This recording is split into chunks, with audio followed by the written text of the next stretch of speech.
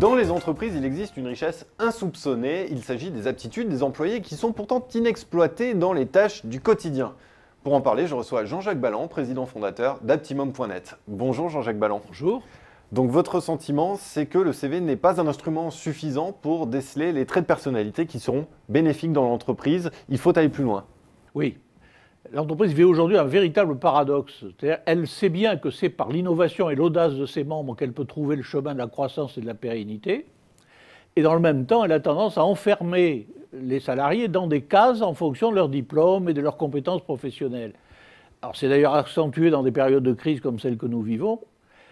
Et en recrutant des clones, elle crée des situations de conservation de l'existant qui compliqueront le moment venu les efforts d'adaptation au changement de l'environnement. Alors c'est pour ça qu'il est nécessaire et urgent, au-delà de leurs compétences, de s'appuyer sur les aptitudes fondamentales des salariés dans l'entreprise. Alors vous parlez d'aptitude, quelle distinction faites-vous entre aptitude et compétence ? Alors pour nous, c'est une distinction essentielle. Les compétences constituent un ensemble de savoirs et d'expériences nécessaires à la réalisation d'une action et validées sur le terrain. Les aptitudes sont des traits de personnalité qui nous permettent de gérer notre propre énergie et celles qui proviennent de notre environnement. Alors, les compétences peuvent renforcer des aptitudes, mais elles ne peuvent pas les remplacer. Alors, un cadre, par exemple, aura l'aptitude à entrer en relation empathique avec les autres, un autre aura la compétence d'animer efficacement une réunion. Alors, l'idéal, bien sûr, c'est d'avoir les deux en un. Et quelles sont ces aptitudes que les entreprises n'ont pas forcément le réflexe de déceler ?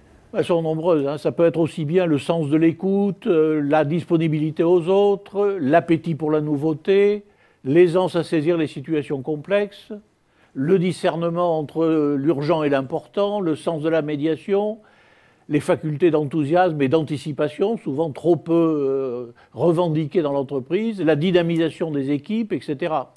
Chacun de nous est porteur de ces aptitudes, certes à des degrés divers, mais c'est une sorte de dotation naturelle que nous avons et que nous nous devons de faire fructifier. Et alors, comment faire pour les révéler ? Alors, ce qui donne le sens des aptitudes, c'est la confrontation. Pour les identifier, il faut avoir une confrontation à deux niveaux. Premièrement, par rapport aux autres, et deuxièmement, par rapport à soi-même. C'est dans ces deux contextes que les aptitudes se révèlent. C'est pourquoi, avec Aptimum, nous utilisons des méthodes individuelles, questionnaires, accompagnement, et collectives à travers des jeux de groupe, des actions collectives. C'est la synthèse de ces approches qui permet à chacune des personnes de définir sa fleur d'aptitude qui est composée de 24 pétales, si je puis dire. Pour terminer, Jean-Jacques Balland, en quoi déceler ces aptitudes peut être bénéfique pour l'entreprise ? C'est très simple, c'est-à-dire ça permet tout simplement de croiser la culture et la stratégie de l'entreprise avec le parcours du salarié. Pour moi, la notion clé, c'est la trajectoire de la personne, la contraction de son projet et de sa trajectoire. Elle doit s'appuyer en permanence sur un double questionnement.